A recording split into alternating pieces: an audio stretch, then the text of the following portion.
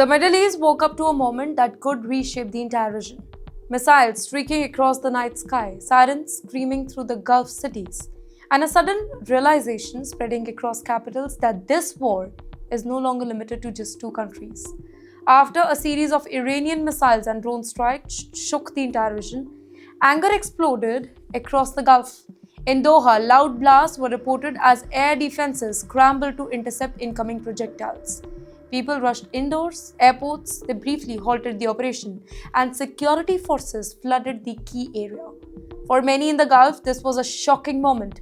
The conflict had arrived at their doorstep. Soon after the attacks, Qatar delivered a fiery message.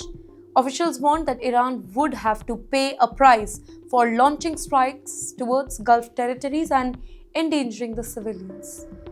The statement was sharp, it was direct. It was unusually strong for a region that has often tried to avoid being pulled into an open war.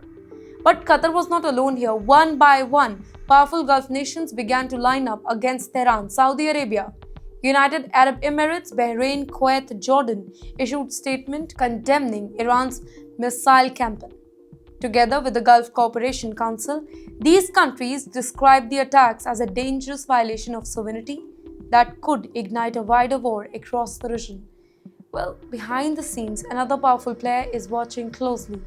The United States. Yes, Washington has long maintained military bases across the Gulf, and American forces are now on high alert as missiles and drones continue to fly across the region. Here, US officials have warned that the attacks on its allies could trigger a very powerful response.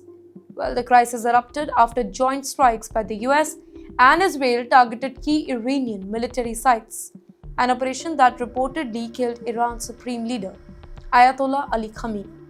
Now, that event sent shockwaves through Tehran and ignited fierce wave of retaliation as well. Well, Iran responded with ballistic missiles, drone swarms, and warnings to countries hosting American forces. Suddenly, cities that once felt far from the battlefield, from Gulf ports to major airports, they began preparing for a possibility of war.